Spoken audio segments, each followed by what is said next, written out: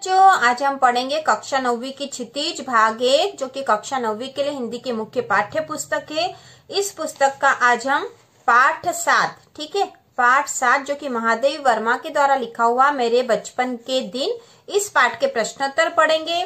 तो चलो बच्चों शुरू करते हैं, प्रश्नोत्तर करते हैं इसके। और इसी तरह की और वीडियो देखने के लिए चैनल को सब्सक्राइब कीजिए, जिससे कि आपको वीडियो की नोटिफिकेशन तुरंत मिल जाए। तो चलो बच्चों शुरू करते हैं। प्रश्न पहला है, मैं उत्पन्न हुई तो मेरी बड़ी खातिर हुई और मुझे वह सब नहीं सहना पड़ा जो अन्य लड़कियों को सहना पड़ता है। इस कथन के आलोक में आप यह पता लगाएं कि उस समय लड़कियों की दशा कैसी थी और खहे लड़कियों के जन्म के संबंध में आज कैसी परिस्थितियां है। तो बच्चों यह पाठ जो है मेरे बचपन के दिन हमने पढ़ लिया था। यदि आपने वह वीडियो नहीं देखा हो तो चैनल की प्लेलिस्ट में जाकर देख सकते हो। और अब हम इसके प्रश्नोत्तर कॉपी में करेंगे बच्चों, ताकि आपको अच्छे से समझ में आ जाए। प्रश्न जो पहला है, मैं उत्पन्न हुई तो मेरी बड़ी खातिर हुई और मुझे वह सब नहीं सहना पड़ा जो अन्य लड़कियों को सहना पड़ता है। इस कथन के आलोक में आप यह पता लगाएं कि उस समय लड़कियों की दशा कैसी थी। ठीक है, तो उस समय लड़कियों की दशा कैसी थी, इसका उत्तर होगा बच्चों, उस समय लड़कियों की दशा अच्छी नहीं थी। लड़कियों के पैदा होते ही परम धाम भेज दिया जाता था। उनकी शिक्षा पर भी ध्यान नहीं दिया जाता था। समाज में स्त्रियों की दशा दयनीय थी। अशिक्षा व कुरीतियों के कारण नारी के साथ अच्छा व्यवहार नहीं होता था। दहेज प्रथा के कारण लड़कियों को बोझ समझा जाता था। ठीक है, तो उस समय लड़कियों की दशा ऐसी थी। आप अपने मन से भी सोच के लिख सकते हो कि उस समय लड़कियों की दशा अच्छी नहीं थी। लड़कियों के पैदा होते ही परम धाम भेज दिया जाता था और उनकी शिक्षा पर भी ध्यान नहीं दिया जाता था। समाज में स्त्रियों की दशा दयनीय थी। अशिक्षा और कुरीतियों के कारण नारी के साथ अच्छा व्यवहार नहीं होता था और दहेज प्रथा के कारण लड़कियों को बोझ समझा जाता था। तो उस समय दहेज प्रथा भी बहुत अधिक थी, जिसके कारण लड़कियों को बोझ समझा जाता था।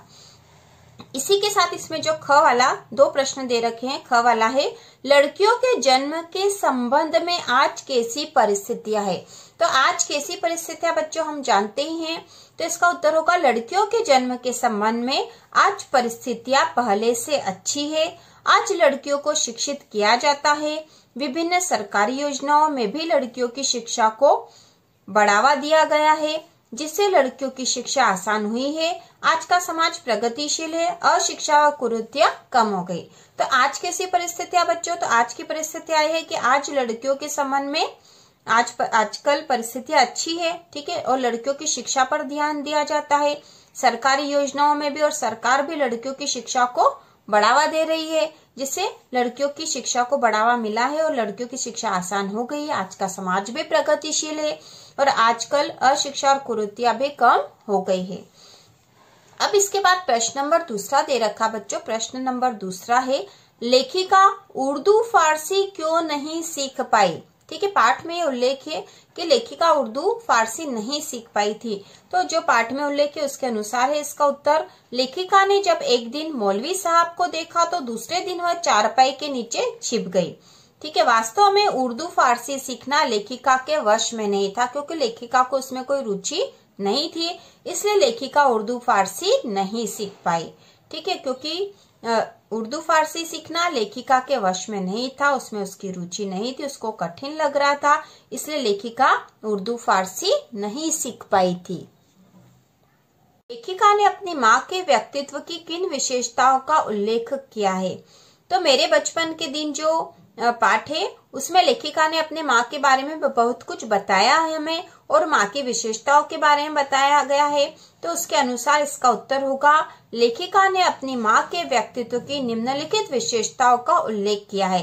तो बच्चों इसका हमने पॉइंट में उत्तर दे दिया है। आप चाहो तो बिना पॉइंट के सीधे भी लिख सकते हो, उससे कुछ फर्क नहीं पड़ेगा। तो पहला है, लेखिका की माँ धार्मिक स्वभाव की थी, वे पूजा पाठ भी बहुत करती थी। ठीक है, तो पहला इसका उत्तर हो रहा है कि लेखिका की माँ थी धार्मिक स्वभाव की थी। आप सीधा धार्मिक स्वभाव लिख के और ये भी लिख सकते हो। दूसरा है, लेखिका की माँ पढ़ना जानती थी, उन्होंने लेखिका को पंचतंत्र पढ़ना सिखाया। तो लेखिका की माँ पढ़ना जानती थी। तीसरा है, लेखिका की माँ संस्कृत जानती थी, गीता में उन्हें विशेष रुचि थी। ठीक है, संस्कृत भी जानती थी वे। चौथा है लेखिका की माँ लिखती भी थी, पद भी गाती थी, मीरा के पद विशेष रूप से गाती थी। और पांचवा है लेखिका की माँ ईश्वर में आस्था रखने वाली संस्कारी महिला थी। तो हमने 5 पॉइंट इसके निकाल लिए बच्चों। जो है लेखिका की जो माँ थी धार्मिक स्वभाव की थी, वे पूजा पाठ भी बहुत करती थी। दूसरा है लेखिका की माँ पढ़ना जानती थी, उन्होंने लेखिका को पंचतंत्र पढ़ना सिखाया। तीसरा है लेखिका की माँ संस्कृत जानती थी, गीता में उन्हें विशेष रुचि थी। चौथा लेखिका की माँ लिखती भी थी, पद भी गाती थी और मीरा के पद विशेष रूप से गाती थी। पांचवा होगा लेखिका की माँ ईश्वर में आस्था रखने वाली संस्कारी महिला थी। तो इस प्रकार हमने इस प्रश्न नंबर 3 का उत्तर दे दिया है। आपको आसान लगेगा, ये इस तरह से पॉइंट में लिख लोगे तो आसान होगा। और यदि आप ऐसा नहीं लिख पा सकते हो तो भी आप सीधे भी लिख सकते हो, तो भी वो सही होगा। प्रश्न नंबर 4 है जवारा के नवाब के साथ अपने पारिवारिक संबंधों को लेखिका ने आज के संदर्भ में स्वप्न जैसा क्यों कहा है। तो लेखिका ने उस पाठ में उल्लेख किया है कि जवारा के नवाब के साथ उनके पारिवारिक संबंध थे। तो इसके अनुसार इसका उत्तर होगा बच्चों, उत्तर होगा पहले के समय में विभिन्न धर्मों के लोग आपस में भेदभाव नहीं करते थे, हिंदू मुस्लिम आपस में मिलजुल कर रहते थे, सांप्रदायिकता की भावना नहीं थी। सांप्रदायिकता मतलब अपने धर्म को ही विशेष समझना और दूसरे के धर्म को अच्छा नहीं समझना। तो इस प्रकार की भावना भी उस समय नहीं थी, क्योंकि लेखिका ने इस प्रकार का उल्लेख भी किया है कि उस समय सांप्रदायिकता की भावना नहीं थी। विभिन्न धर्म और भाषा वाले लोग अपने अपने धर्म और भाषा का अपने अनुसार पालन कर लेते थे और आपस में भी मिलजुल कर रहते थे। ठीक है, तो पहले के समय में विभिन्न धर्मों के लोग आपस में भेदभाव नहीं करते थे, हिंदू मुस्लिम आपस में मिलजुल कर रहते थे, सांप्रदायिकता की भावना नहीं थी। लेकिन आज की स्थिति में लोगों के बीच भेदभाव की भावना आ गई है, सांप्रदायिक आधार पर झगड़े होने लगे हैं। इसलिए जवारा के नवाब के संदर्भ में अपने पारिवारिक संबंधों को लेखिका ने स्वप्न जैसा कहा है, क्योंकि आज के समय में वैसे संबंध लोगों के बीच में नहीं होते हैं। आज के समय में लोगों के मन में भेदभाव की भावना अधिक आ गई है, जबकि उस समय जवारा के नवाब और लेखिका के परिवार के बीच बहुत अच्छे पारिवारिक संबंध थे। बाद रचना और अभिव्यक्ति के अंतर्गत कुछ प्रश्न दे रखे हैं बच्चों। इसमें प्रश्न नंबर जो 5वां है, जेबुन्निसा महादेवी वर्मा के लिए बहुत काम करती थी। जेबुन्निसा के स्थान पर यदि आप होती या होते तो महादेवी से आपकी क्या अपेक्षा होती। तो बच्चों ये प्रश्न का उत्तर आपको अपने मन से लिखना चाहिए। ठीक है, आप जब पाठ पढ़ लेते हो तो आपको ये समझ आ जाती है कि उस पाठ में किस किस बारे में बता रखा है और उसके आधार पर हम अपने विचार भी इसमें रख सकते। तो यहाँ पे अपने विचार रखने थे, तो इसका उत्तर क्या हो सकता है। ठीक है, आप अपने मन से भी लिख सकते हो। जो इसका उत्तर ये हो सकता है, जेबुन्निसा के स्थान पर हम होते तो हम भी महादेवी वर्मा का काम में सहयोग करते और उनसे कविता व लेखन सीखने की कोशिश करते। तो इस प्रकार आप अपने मन से और भी कुछ लिख सकते हो कि हम भी महादेवी वर्मा का काम करते, उनका सहयोग करते, उनके साथ बैठकर कविताएं बोलते और सीखते, कविताएं लिखने की कोशिश करते। इस प्रकार भी आप लिख सकते हो। इसके बाद प्रश्न नंबर जो 6 है, महादेवी वर्मा को काव्य प्रतियोगिता में चांदी का कटोरा मिला था।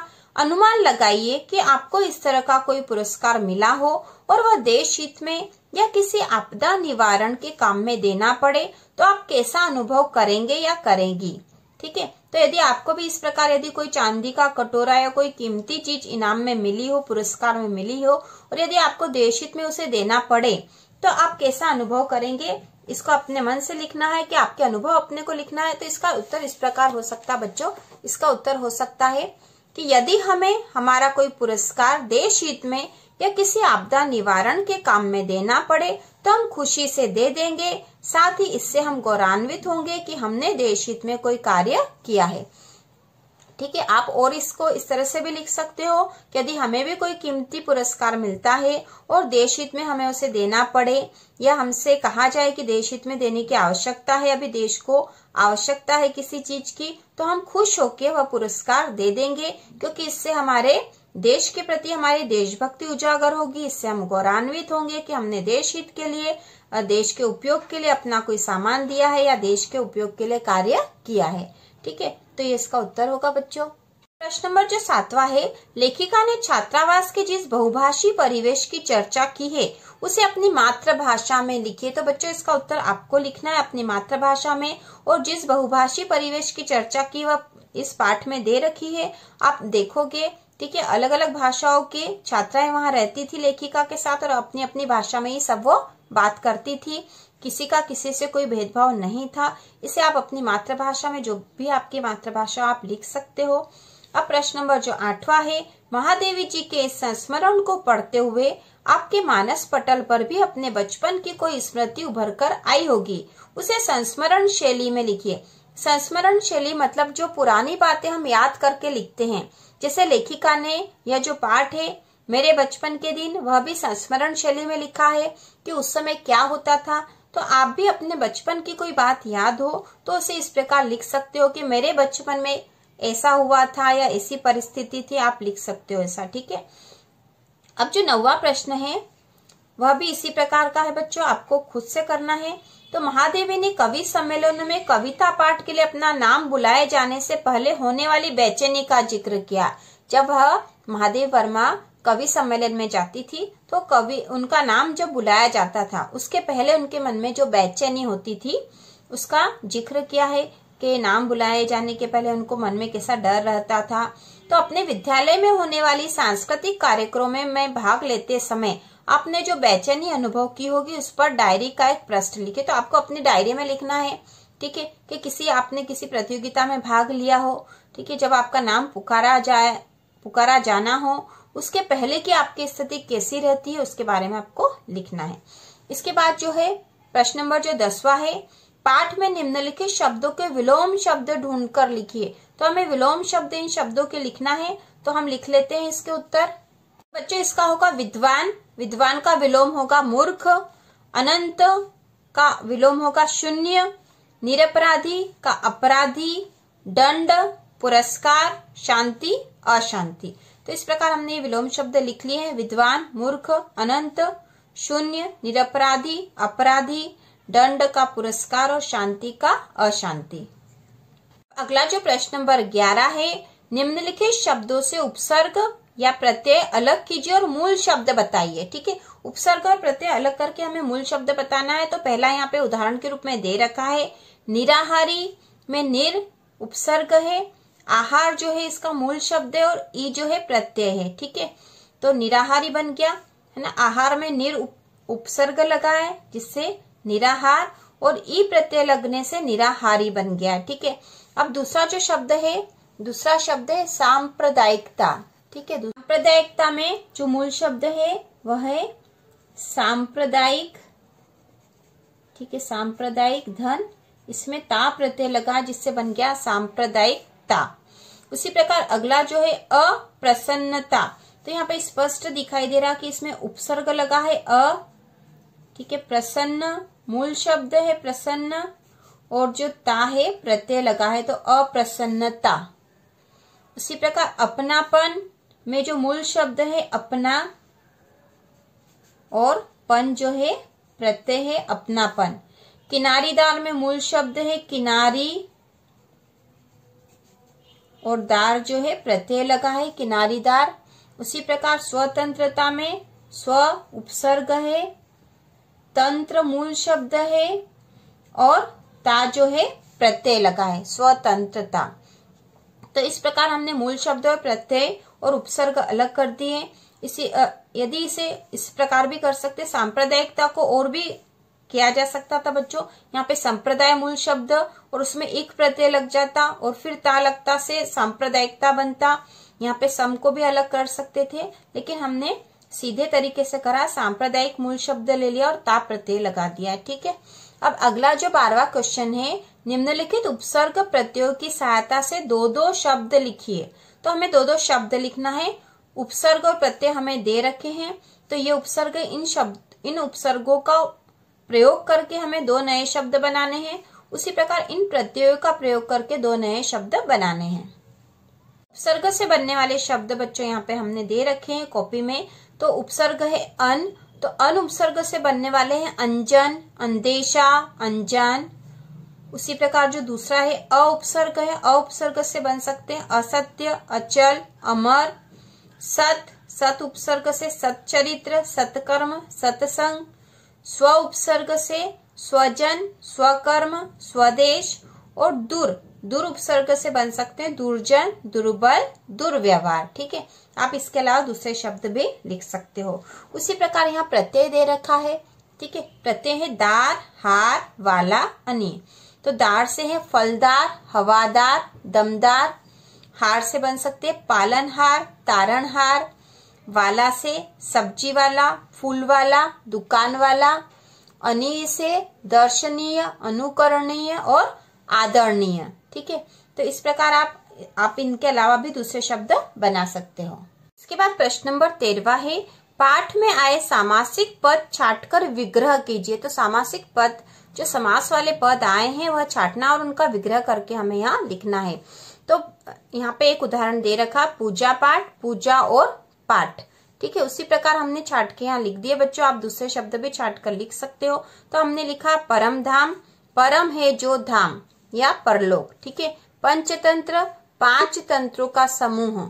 ठीक है, सत्याग्रह, सत्य के लिए आग्रह। उसी प्रकार जेब खर्च, जेब के लिए खर्च।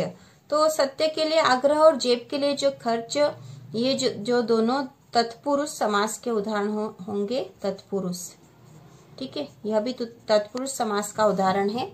यहाँ पे समास वैसे पूछे नहीं बच्चों, आपको केवल विग्रह करके लिखना है, तो आप विग्रह करके ही लिख सकते हो।